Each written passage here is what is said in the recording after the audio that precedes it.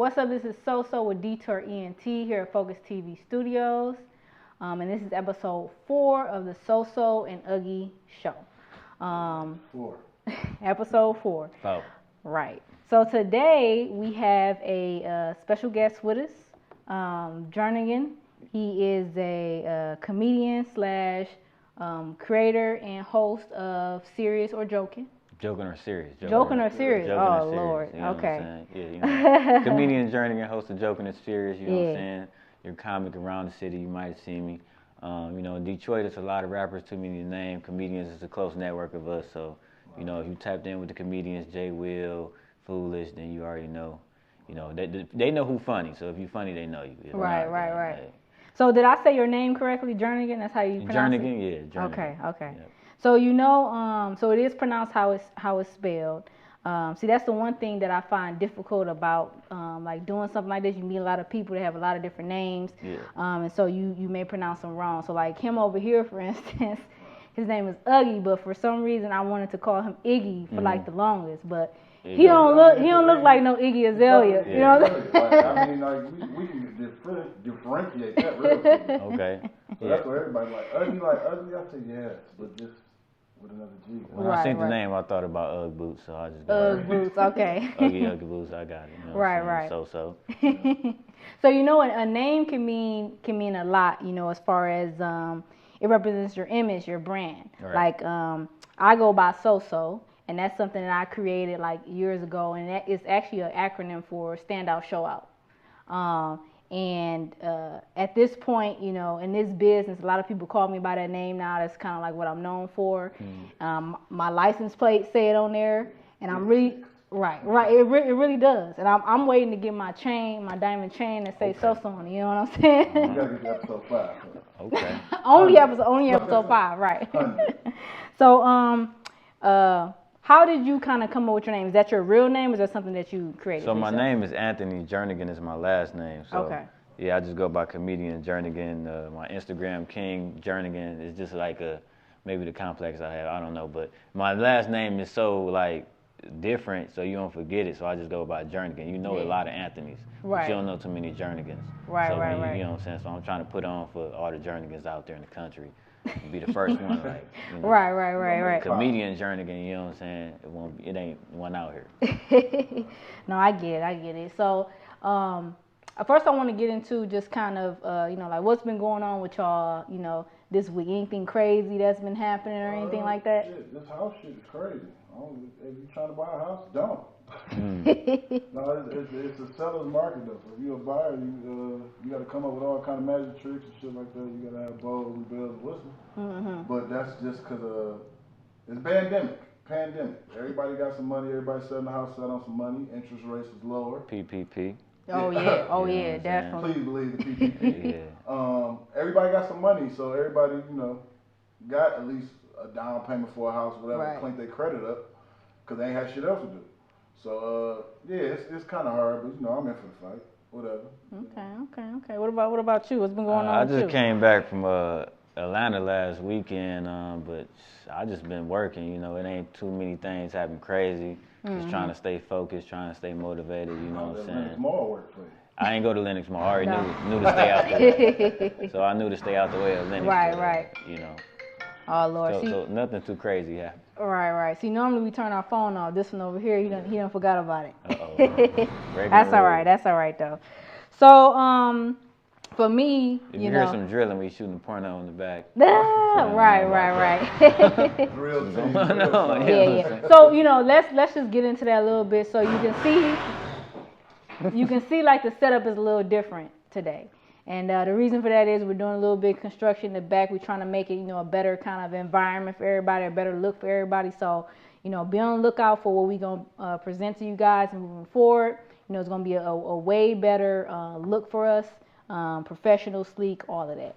Real exquisite. Yeah. It's already exquisite, you know what I'm saying? I was here while he was setting up. Real perfectionist. She would take her time, and Iggy, he keep messing up with the phone. I know, man. First of all, you don't know what silent is on your phone. Hold on, let me see your phone. You know what I'm saying? I want silent. No. Okay, go to your settings. Okay.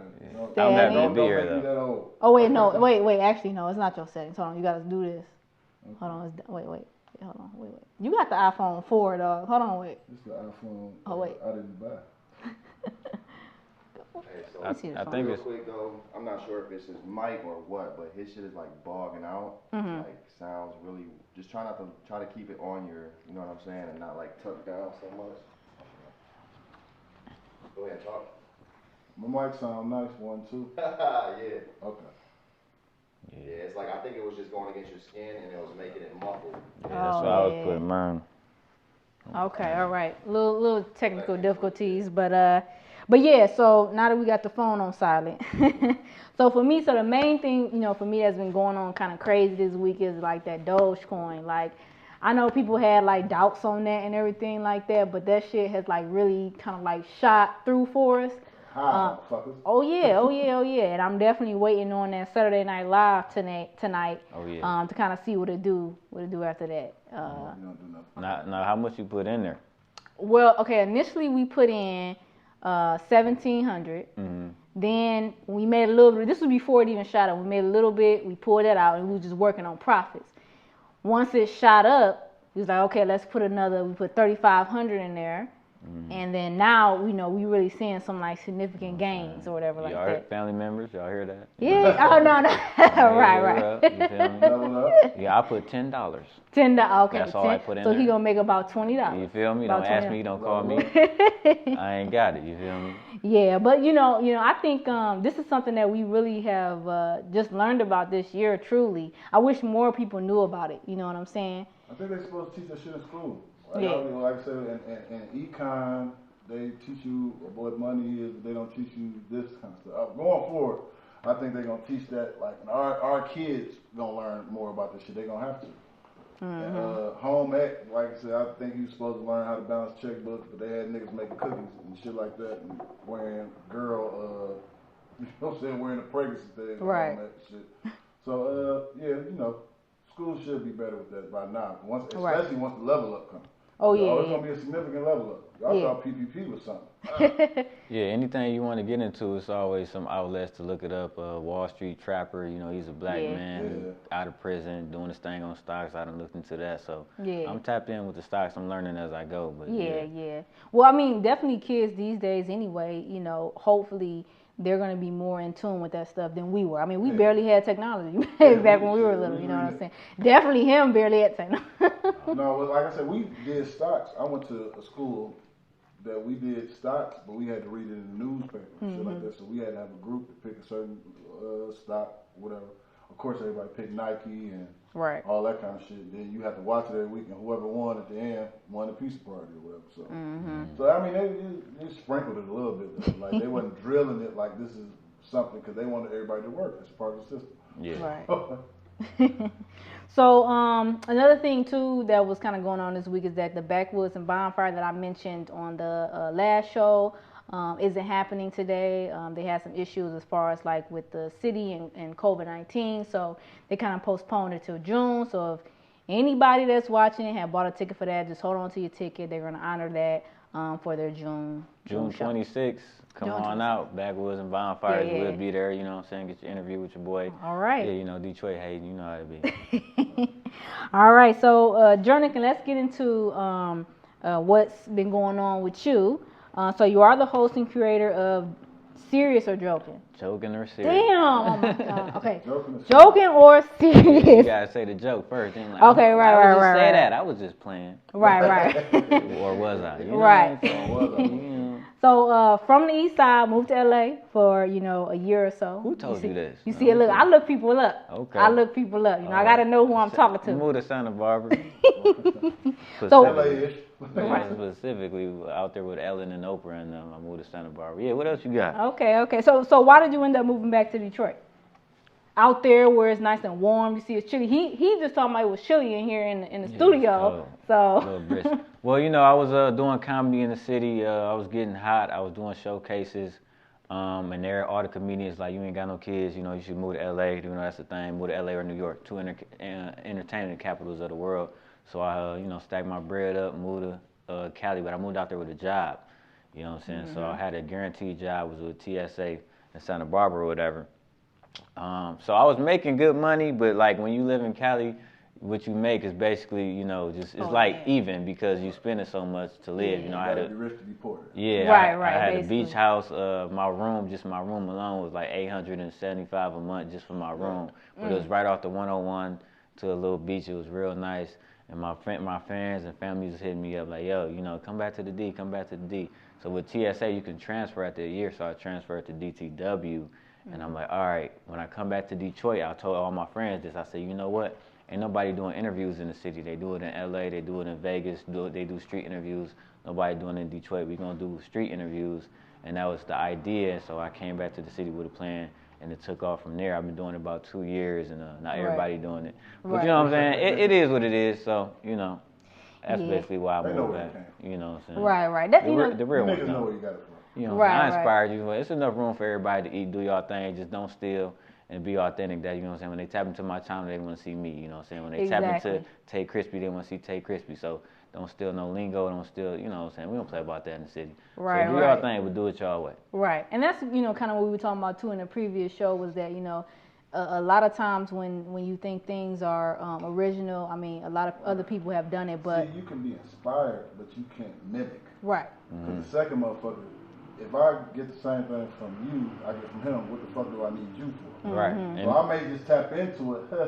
All right, let me go back to the original thing. And maybe you can attest to this. Like, I didn't invent interviewing. That's been around. I just brought it back to Detroit because they was doing street interviews and interviews in the club with Blade Icewood and they team and Cheddar Boys.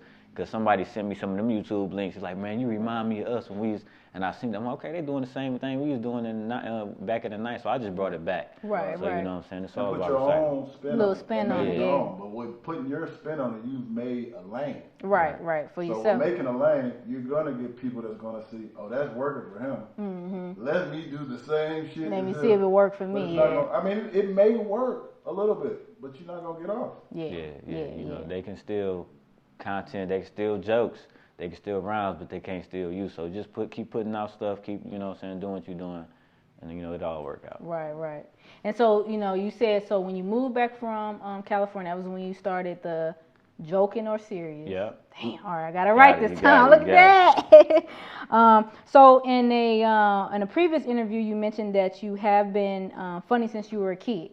Yeah, I was cracking jokes. Right, and a class clown. Right. So how has your sense of humor evolved over the years? Well, I would just say it's professional, you know what I'm saying? A professional comedian, professional funny. So when it's like you know, me and my friends might go back and forth. I'm funny too, I'm funnier than you. They love to do something you doing. You know, I can hop on stage too. Like, all right, go ahead and do it. So, you know, everybody funny, but you might not be stage funny, you know what I'm saying? You funny amongst your friends, that's not like... That don't mean you can be a comedian. You know what I'm saying? To go in front of people you don't know and make them laugh, that's how you really know you got something special. When you get off that stage and people coming up to you, like, bro. When you get off that stage and nobody come up to you, I should tell you something. That's for rappers too. When I do these showcases and these rappers, when you get off stage and you get a humble clap. You might get a little humble clap. When you get off stage, no, you get the poetry clap, like. You get off stage, even if they give you a nod, like you did your thing. If that's good enough, they just avoiding your eye. This nigga was trash. You know what I'm saying? Donnell Rawlings said it, like, who told you was funny? So if you want to be a comedian, make sure, you know what I'm saying, you put in the work and practice. But it's one of the hardest things you could ever do. It's one of the hard, like Kevin Hart ain't blow up to use in his 30s and Bernie Mac. So it's like really the test of time. In Detroit, particularly with the veterans here, the comic veterans, they want to have a chokehold on it. They don't want everybody to eat some of the young comics. So all you know about is the vet comics in the city. So it's politics everywhere you go. So you know what I'm saying? I had a question about that. Yeah. But yeah, that's what I was saying. Like, I had, last week I was referencing that we was setting up for the show, and I was saying, like, you notice that, like, the older veteran comics, they do a lot of hating on, like, Instagram comics or the newer comics. And like I said, why don't y'all merge the two? They say, yeah, the motherfuckers be funny for 15 seconds, but you can't do a whole show. But their Instagrams always are trash. Like, always. Like, they don't get it. So, can you speak to that a little bit, or do you? Yeah, I can speak to it for, like, I came from stand-up first, so I get what the vet's saying. I don't consider myself an IG comic because my IG ain't popping where it should be. You know what I'm saying? But I get the DC Young Fly. He came up as an Instagram comic, Desi Banks. Then you got the people like Rita Brown. I can't even. Lil Rel, Deion Cole. It's a long time. Like Dave Chappelle is his best, and look how old he is. It takes time to get that perfection. So they're right. They can be funny for 30 seconds, but when you get in front of that stage and just talk straight for 5 minutes or 30 minutes, an hour special. That's why they say Kevin steals jokes. Who knows? Because he kept banging them boys out. That's hard to do. Yeah. You know what I'm saying? So I think they got the disconnect, and you right, they could come together because that IG comedian can bring the crowd out, and then you perform and just help them out. Ha Davis, when he said he's trying to start doing comedy, he said he's trying to do small rooms, but because his following was so big, he was selling out too fast, so he had to move the big room. Like you said, it's 10-year comics that can't fill up a 3,000 seat arena, but I can because my IG following. Right. Yeah. So with that, I'm saying like, why can't we just merge the two? Look, I can put you together with something funny on this IG shit. Just help me get my stage show together, something like that. I feel like it's a pushback from the older guard with trying to merge together, really though. Yeah. I know, like I said, they want to expand past IG or whatever because you making money, but you would like to go on the road to make some money though, because ain't nothing like touring and seeing other stuff and testing the shit out of somewhere else though. And Ha Davis is a good example because it's levels, right? It's levels in rapping, it's levels in comedy. So you might be good at skits. You know what I'm saying? Dave Chappelle was really good at skits. Now he really great at stand-up too. You might be a good comedian. You might be a good movie comedian. Mike Epps. Right. So Ha Davis got the skits down pat. Can't nobody touch him. If we could do what he do. You know what I'm saying? I done ran into him a couple times, but his stand-up, from what I heard, you know what I'm saying, in the streets, it ain't up to par, you know what I'm saying? But he's not going to want to take the time to do that if he already lit on just one wham. So, right. You know, and a lot of the OGs. people showing up because of that, too. Right. So. And there's people showing up, because at the same time, you don't want to show up 3,000 motherfuckers to bomb either. Right. Yeah. Comedy transitioning, you know, it's a lot of Jimmy Fox type comics out there that sing, that can act, that, you know what I'm saying? So I think it's in a transitional thing. When you go to a stand-up show, you're not just going to see stand-up. You're going to see maybe, you know what I'm saying, a song and go into it, you know, like what Lil Duval talk about. Yeah. They booed his ass. Yeah. Lil Duval came to the city, pay respects to Kool-Aid. You know, he was a Detroit legend. Yeah. And, you know, he wasn't doing stand-up, you feel me? Maybe it's like anything. You get too high, you get too drunk before you hit the stage, can fuck up your show. Yeah. That's why, too, here, you know, we try to maintain our awareness. What she looking? We gotta maintain our awareness, you know what I'm saying? But, you know. So, with, you know, the thing that you do, you have to have confidence, too. You know, so, like, where do you get your confidence from? Or how do you maintain that confidence? Yeah, I actually put 10 ways to gain confidence on my YouTube page because I always had it. I started out with a gap buck teeth, you know what I'm saying? And I had more confidence then than I got now. So I always felt like I could get the cutest girl in the school. I had the cutest girl in the school, 11th grade, VMA, look it up. Because you just got to have that confidence, you know what I'm saying? With men, mostly, you know what I'm saying? You like, all right, I got fucked up teeth. How we going to go about this today? You know what I'm saying? You feel me? So I got my money up and finally got them fixed. And I'm like, damn, nah, you know what I'm saying? But the confidence was still there. But it's really hard to describe how you can gain confidence, but you really got to make yourself uncomfortable. Stop being comfortable being unconfident. Stop being comfortable waking up, being a slouch. You got to get up every morning and make a choice to be better. You know, stop thinking about, damn, I should have said this to her. Go up in there and say it. So you can be like, look, I said this, she hold me. And then the more you get hold, the better you get. That helps a lot. Right. That's how I'm able to do my thing in the crowd, because I'm an observer, you know what I'm saying? So I sit back and be quiet and I watch people. So with my show, I can tell with females what they're gonna give me in the interview by just looking at them. You know what I'm saying? Whatever. Right. Should I talk to that person? Yeah, whatever. You know, so y'all wear what y'all wear, y'all act how y'all act. I can make an assumption, and I'm usually right. So you know what I'm saying? Like, okay, they ratchet over there. I know how to come at her. Oh, she's a little classical. How you doing, man? You know, she gonna get her little laugh on. So that's the confidence there. Just keep trying. Right. No, I get that too.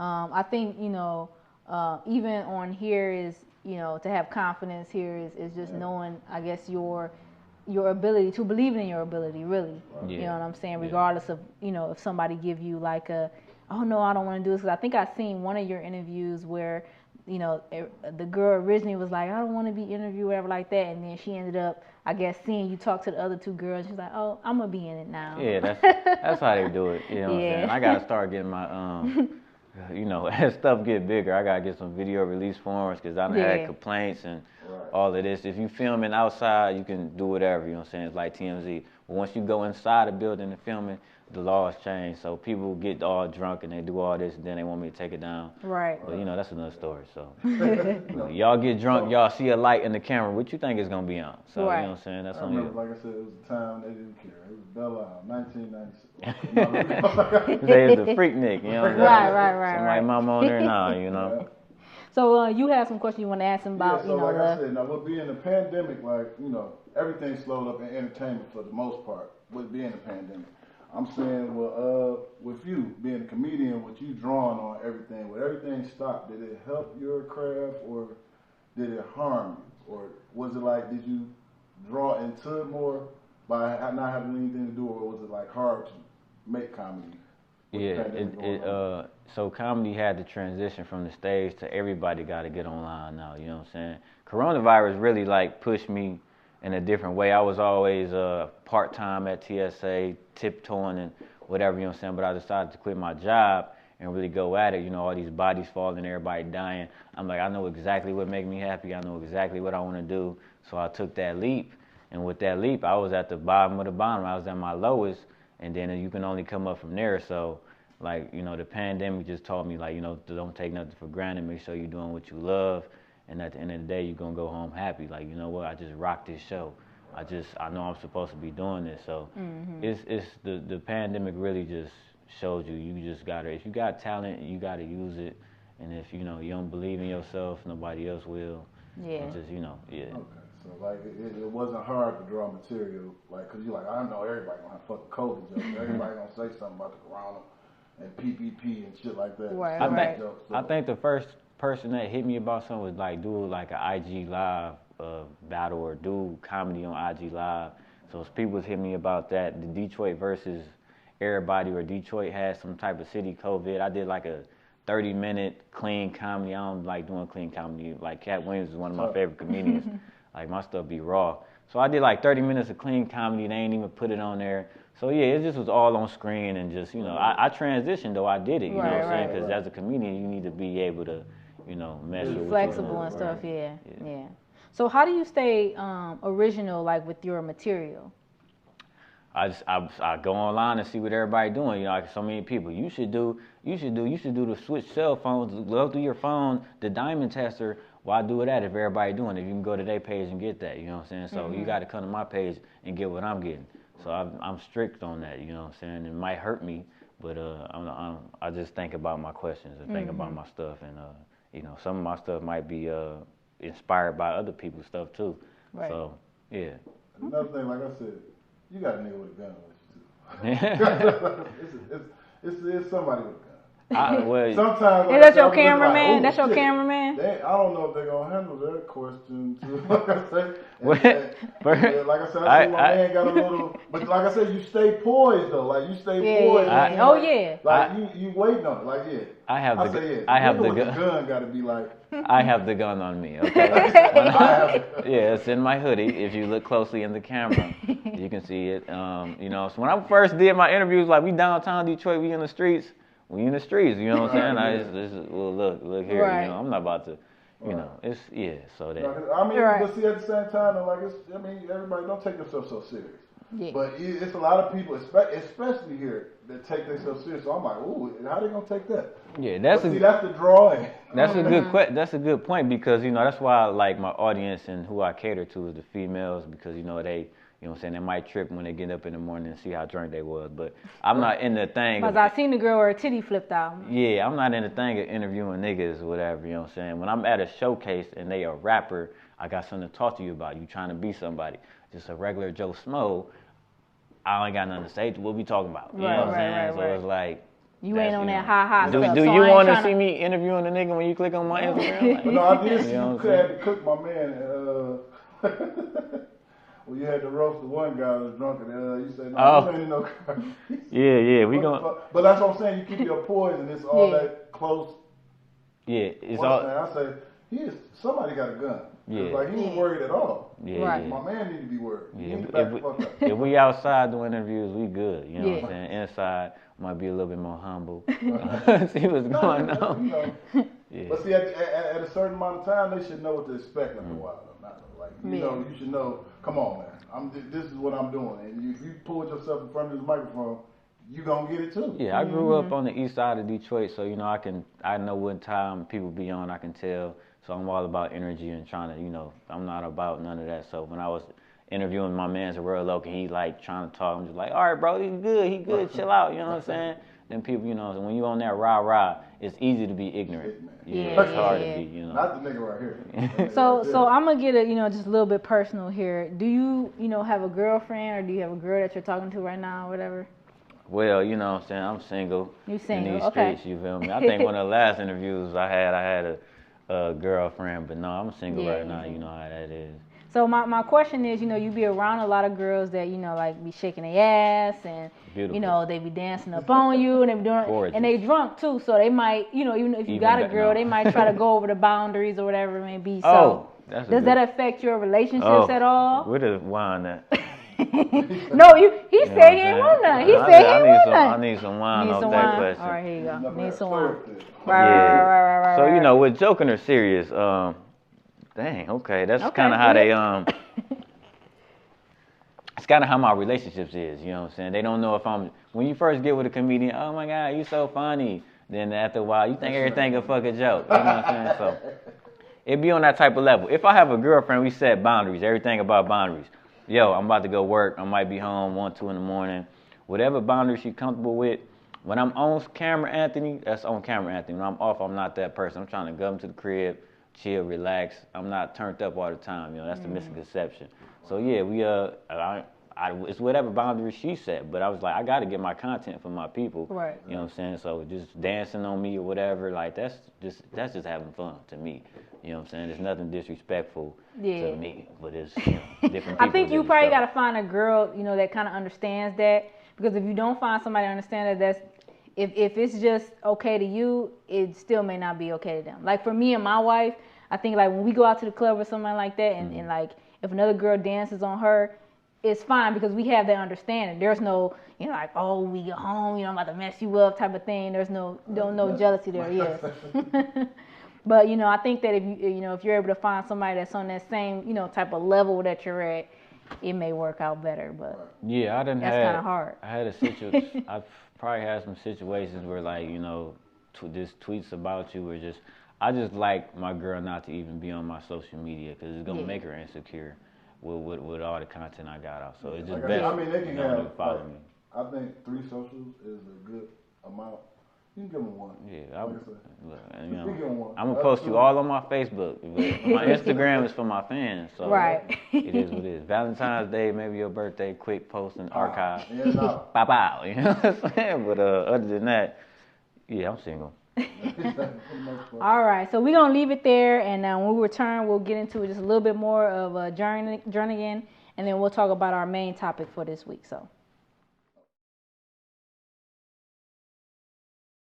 All right, so welcome back to the Soso and Uggy show with our special guest Jernigan here. Hello. We got to learn a little bit about him in the first segment, so we'll, just ask him a couple more questions, and then we'll go into our main topic for this week.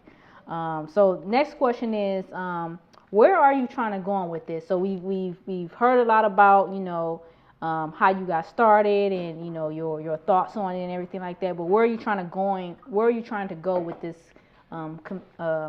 Comedy stuff. Well, I can't say too much. You're going to have to sign an NDA because, people like to steal, but you know what I'm saying? I know Soso ain't about that, but yeah, I'm trying to take it to whatever I can take it, you know what I'm saying? I'm watching, the Kevin Harts and the Cats and everybody and the Childish Gambinos and how you could take stuff to the different level, 50 Cent.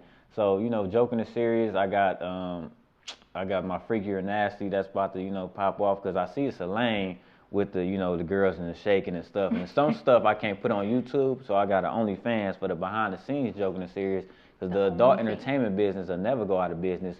So I'm about to tap into that. That's exclusively here on Soso and Uggy podcast. Don't nobody know about that. I'm about to get the trademark stuff. So, yeah, I'm tapping into that. But, yeah, I'm just trying to take it's all about entertainment. So Joking and Serious is going to go over the umbrella of all things entertainment. Interviews, stand-up. I want to get my own stand-up comedy club. That's all the dream. That's all what it is. So I set small goals and accomplish those instead of just the long one that's just, right. Like, yeah, this is what I want to do. But so set small goals if you want to really accomplish your goals. Right, one step at a time, one foot at a time. Yeah. So what's the craziest interview that you're done? Now, I've seen a prior interview that you did where you said that your very first interview, a girl like fell on her face. But what's the craziest one that you've done? Is that the craziest one, or is there another one? You've done it since 2019 at this point. And I want to apologize to that girl. Oh, she reached out to you or something? And her family, her baby daddy, whoever else. That's embarrassing. But it was like that's when I knew, like, I got something here. You know what I'm saying? When that girl fell on her face, that was the very first episode, Downtown, Greektown, Freetown. And you know what I'm saying? If y'all been hearing Greektown, Freetown, I thought of that too. I thought, you know what I'm saying? Yeah. There you go. Here you go. You know what I'm saying? But the craziest interview I done had, I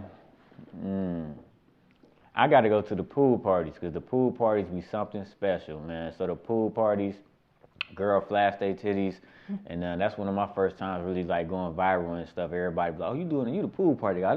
Y'all the new girls going wild. You know what I'm saying? I was in a relationship then. And you know what I'm saying? That ain't go too smooth. And shit, you know what I'm saying? So, she probably, when she seen the girls splash their titties, she like, oh, I know he was sucking them titties. No, it was not sucking no titties. I ain't sucked nobody titties, but flashing on camera. Them flashing on camera, that's when I'm like, okay, we something special. You know what I'm saying? So yeah, just girls flashing like, okay, we the new girls going wild, and we just sticking with it. So it's Joking and Serious, just gonna tap into those lanes. We got the jokes, keep it special and PG, and then we got the, OnlyFans. Right, OnlyFans. Tap in. There you go. So I know you probably heard of the Erica Mena and Safari kind of situation that's going on, and then kind of what happened between Erica and Wendy Williams, because she kind of touched on the situation that was going on with them. Now, I know that you have interviewed him at a previous pool party, ever like that. What are your thoughts on that situation there?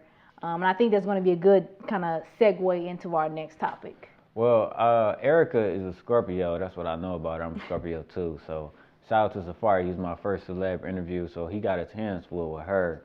But what did she specifically say to Wendy? Like she need to beat her up. Hold on, wait. Let me pull it out for you. She was commenting on her I got the quote. I got I got the quote for you. She said, at Wendy Williams, at this point, let's link up so I can beat your ass. Your ex-husband didn't do a good enough job.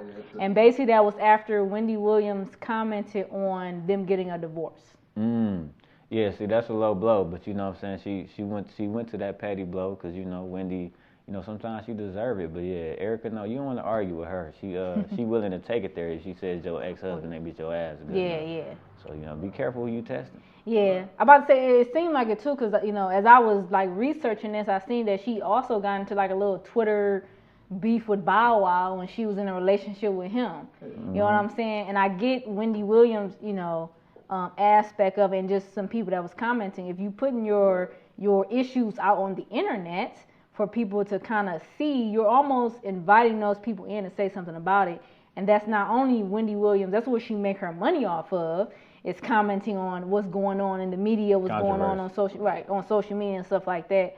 So the thing is, what is there for you to say? I think Wendy is getting like extra blowback and people jumping on that now, because it's like you throwing stones in a glass house, man. You was taking care of your husband and his side bitch and knew about it. They stayed down the street, so how can you should, and then you can sit on air and cry about it. But then the next, okay, wipe the tears. Yeah, this motherfucker, this next is like, come on now. So, like, I think it's like extra. People been hating Wendy Williams for putting people's business out. Yeah, people always on Wendy Williams. Because it's like, bitch, how's you gonna keep speaking on me and your shit ain't right? Yeah, I think Wendy Williams is mentally ill. Gotta be something, and that's she off that powder. They already know, and she gotta realize the stuff she is about and her line of entertainment. Like you know, what I'm saying when her time comes, ain't gonna be too many people at that funeral. So if you okay with living like that, oh Wendy Williams passed today, scroll. You know what I'm saying? If you okay with living like that, hey, you got just keep doing what you're doing. Hey, she gone anyway. What she? Man, look. It's tough. You feel me? Everybody's not gonna be no Nipsey, DMX. Some people just gonna be a scroll. You know? Scroll. Right. Like damn, I knew those. Damn, you might even get the whole thing like, oh. I'm gonna have to tell that on stage. Some of y'all just gonna be some scrolls. Right. You know what I'm saying? When y'all pass away. Scroll, right. You know what I'm saying? You heard about what's it called? Yeah, I seen it. All right, so to get in, to the main topic of today, so we kind of want to touch on, this is a 3-part question, okay, so just bear with me here. So how far is too far on the internet? Do we have limits? Is there a line when it comes to what you post and repost on social media? And I think that goes into not only like your content, but also just, for instance, Erica Mena, like, she posted her whole, what was going on with her husband on there.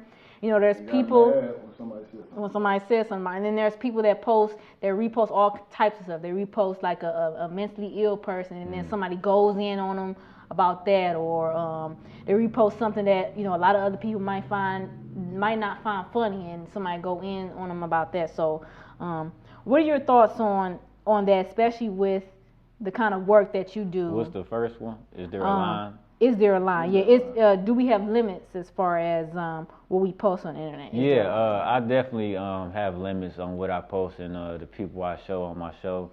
I'm saying, because I'm still accessible. You know what I'm saying? I can still be touched. You know what I'm saying? So look, when it come to like the line on social media, I think people gotta watch what they say about the LGBTQ. Mm-hmm. They gotta watch how because I'm in the industry. I see the politics. You gonna meet and see a lot of things. So just keep whatever you have to your self. It ain't really benefiting. You know what I'm saying? It's your page. You can say what you want on there, but just know you might not be in them circles. Now do it make it hard to come up with content? Because sometimes some of that shit be funny, man. Like this one thing. It do. It be funny though. At the comedy club, you can say what you want. There's no line. Online, there is a council type of culture, Right. So I was way more ignorant when I first started. It was no line. Like girl fell on her face, we just walked over, whatever. You know what I'm saying? But now after a couple more interviews and seeing how people get sensitive and somebody could really like kill themselves because I posted how they was when they drunk. So I ain't trying to have it on me. So I have a respect boundary and I try to stay tapped in and with my fans and with everybody I interview. I feel like they family. You know what I'm saying? Like if I interviewed you, you gave me an interview, you gave me some content. So I always stay connected to almost everybody I interview. The talented people can draw a line. The people who don't have that much talent, there's no line. They'll post anything. And no shade. People love the ignorant stuff. The ignorant stuff go viral, but that's not what Joking and Serious is about. I'm gonna say one thing too, and this was kind of a conversation that you wasn't at that meeting that we had at work, but we were talking about how black people. It seems black people can find humor in a lot of different things. Honestly.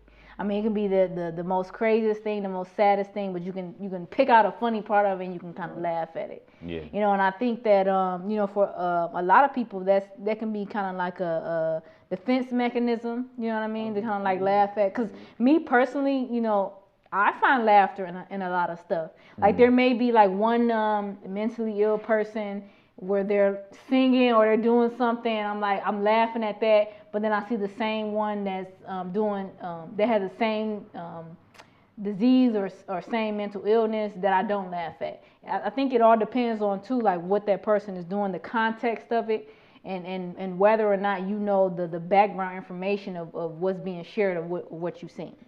As well. Kids, disabled people, LGBTQ, unless they coming for you. I would stay off limits. You feel me? I would keep keep it off limits. Okay, I'm gonna have to teach him. What's in the last show that we had? What? You a little country, I'm a little rock and roll. Right, yeah, you know. I'm a little young, he a little old. Yeah. I'm gonna have to show him how to put his phone on mute. Y'all gonna have to do a money jar every time you ring or something. Right, look, right here. I think that's what we gonna do. He gonna owe me a lot of money. That fucker in the car. It's gone. My apologies, fans. You know I'm way more professional. So do you think that you at all, I know you said that there's a limit that you don't cross, but do you think you push the line at all with your content? Because the videos that I've seen, I mean, you ask a lot of raunchy, kind of questions and stuff like that to the people that you interview. Mm-hmm. Do you think there's did you push a line with your content at all? Well, it's not what you say, it's how you say it. So when you watch my interviews, it's all coming from good energy, it's coming from good love. It's like joking and serious entertainment. I hear my baby, Soso. You know what I'm saying? So you just be like, look, you like sex on with the lights on, with the lights off. It depends. It's the vibe. It's the energy. I'm not gonna come out the woodworks and ask you something crazy. I will, but if you give me that energy, so I would just say like, just be careful what you say. But everything I done said to somebody, I feel like they was okay with it. Mm-hmm. So.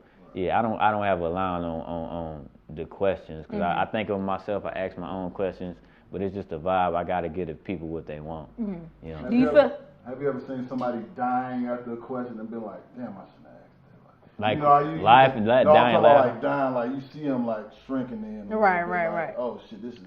No, because it's not personal. I think when people ask a personal question about you, that's when you really take offense. Like, what you mean? When it's just like a general.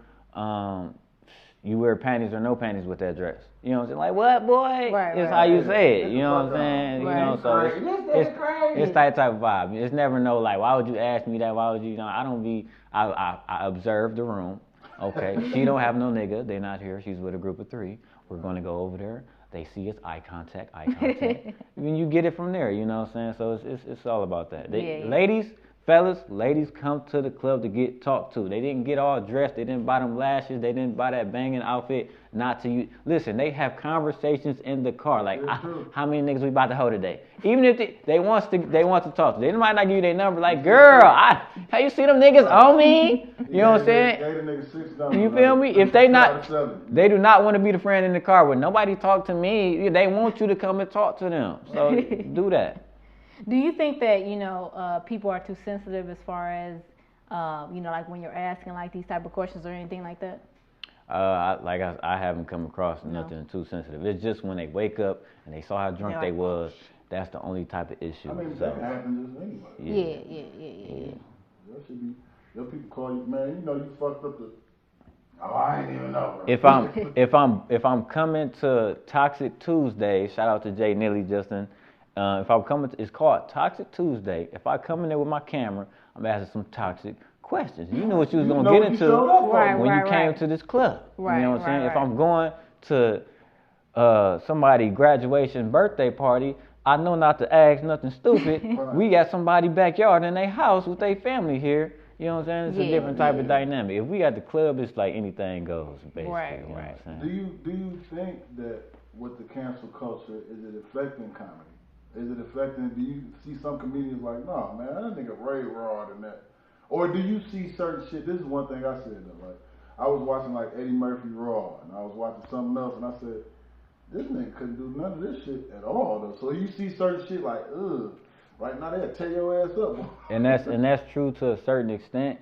Online, there's a cancel culture. Inside that comedy club, when you go inside, that door closed, you can say anything you want because they paid to see you. Mm-hmm. They paid to see what you want to talk about, your ideas, the Corey Holcombs, like you said, the Lil Duvals, you know what I'm saying, and the freaking Kevin Samuels. He has his own fan base where people want to hear what he's talking about, you know what I'm saying? So if you come on his page, I don't like what you're talking about, he ain't talking to you. Mm-hmm. You know what I'm saying? But it's good to have them dialect in them conversations. So in the comedy club, there is no canceling.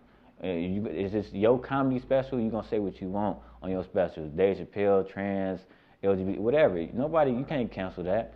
It's just what he feel like, you know. So, but online, it's too many opinions. You too accessible. Right. No, look, that's what they was asking David Allen Greer about living color. He said we used to do that shit And he said it was different then. He said the next week when we do a show, we had garbage bags and mail. Like, that's family. Like, no, them letters from all these people calling in saying how much they hate the show. So he said it took them a week. We already recorded, and this shit already out by the time we get some backlash. Right now, it's instant. Like, he said it's like right then. The show can be on the motherfucker. I feel offended at. So he said there's no way possible to do it. And let's give the women their credit, because, you know what I'm saying, man has took advantage, and that's why, you know, that Me Too movement or whatever, you know what I'm saying, because we had the power for so long. So, you know what I'm saying, they get their credit for getting stuff. We just trying to we pushing back to get it back equal, because y'all took the power all the way over here. So it's like, yo, you come to this hotel, XYZ. Different. Every case is different, but some of the people that got canceled is like, come on, girl, don't come to my hotel past 11. We ain't have no business meeting. We ain't got no kids. You know what I'm saying? So yeah, we just trying to push back, get it back equal. You know what I'm saying? Because we did have the power for a long time, and there's a lot of wrong shit that happened. Yeah. So that's why people getting canceled. So I'm gonna end it with this. Who do you think is the funniest right now? Whether it's like in the industry, you know, or just like some local people, or some people you know of, and it doesn't include yourself. Well, my Detroit top 3, whatever, or whatever is, you know, my mentors that, you know, put me hip. Comedian CP, he doing his thing in LA. I just had a show opened up for him. Josh Adams, that's my bro, mentor. You know what I'm saying? Got to throw a female comic in there, Ronnie Chanel. She believed in me. My top 5 comics of all times, Martin Lawrence, that's who I look up to. Executive producer, movies, stand-up, TV show, he all around. So that's where I feel like I see myself. Chris Tucker, Deion Cole, Dave Chappelle. The person that's killing stuff right now, the last good special, I gotta give it to Dave Chappelle. Yeah, so he's like the king right now. And Deion Cole, people sleeping on Deion. Yeah, I've been out here for a minute though. They're writing joke shit down. What's the funniest movie ever? My favorite movie is my child. I was born in '93. You know what I'm saying? My favorite movie is The Mask. So I think that's the funniest movie. Jim Carrey, that's like one of my favorite people. Like, you know what I'm saying? He's a crazy mug. Did y'all see Sonic? It was funny. Right. I didn't, because they revamped Sonic 7 times. So I didn't. Yeah. I said, but what was we talking about, you know, as far as like black favorite comedy movies? Favorite black comedy movies? What I was saying about black comedy movies is like, they've been doing it. Like I say, black people don't kill. They cancel black culture. This is what I said. What I don't like about like the tradition, the new traditional black comedy movie is like, oh, I'm a executive board. I'm an executive at a law firm or whatever. And I said, man, did y'all see the fucking? Not even so much the Hangover. It was 40-year-old version. Them niggas worked at Circuit City, and that shit was hilarious. Like, why do we have to put the bar so like? And I understand why we do it, because like, okay, well, we have some power to put ourselves in position to be anything, so we gonna make ourselves the best. But like I said, you see what Hollywood Shuffle. Them niggas worked at Winky Dinky Dog. You ever seen Hollywood Shuffle? No. Oh my god. You was born in '92. That shit came out in '80. I think so. I might have. Winky Dinky Dog. All the forefathers of comedy in that shit. John Witherspoon, King Ivory Wayans, Damon Wayans, all of them. That's Robert Townsend's first movie though. Okay. But them niggas worked at Winky Dinky Dog. And at the end, he ended up working at the post office. Yeah, with the black comedy films, they've been missing, like what we have, Coming to America 2, trash. And throwing the rice. Yeah, so we've been missing, hitting the mark. I don't know, they just not probably giving the right people the opportunities to make the movies. They're too focused on the look. They may feel like they gotta prove something. When I get into those politics, I'll let y'all know what's going on. But it's obviously not. Like I said, I think with black comedy films, it's too much into the look. You don't want to look bad to black people instead of just being funny to black people. Yeah. Like I said, I think Mike Epps got some shit coming up on Netflix where he a mechanic. I've been waiting on the fucking mechanic.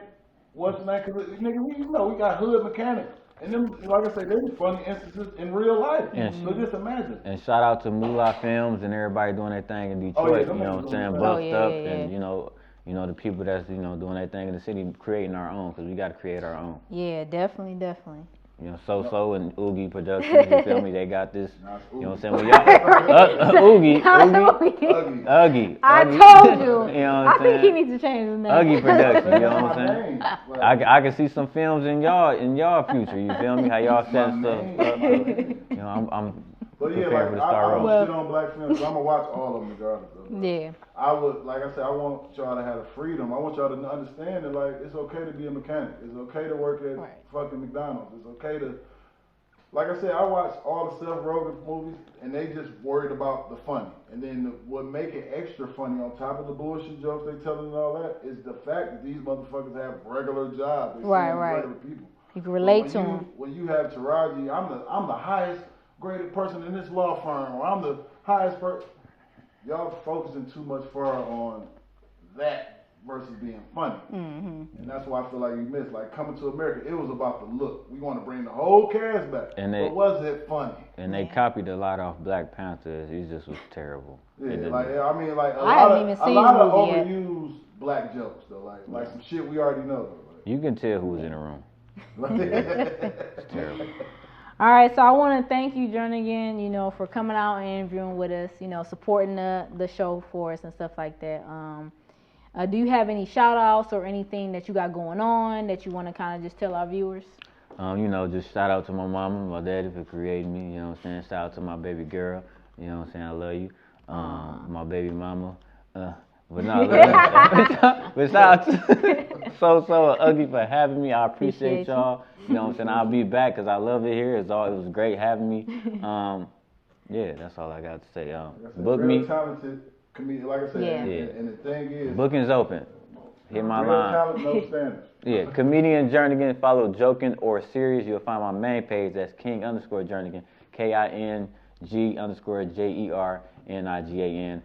They had the links on their YouTube and stuff definitely, like that. Definitely. So tap in with me. Open for bookings and appreciate y'all. Yeah, because he's all about the the real stand-up stuff. So book him for your shows. And y'all getting that PPP. It's time to get paid. You know what I'm saying? Definitely. I'm at that level. Like, look, the price went up. Yeah. Right. Most definitely. Most definitely. The price has went up. Like, y'all getting paid, pay me too. Right.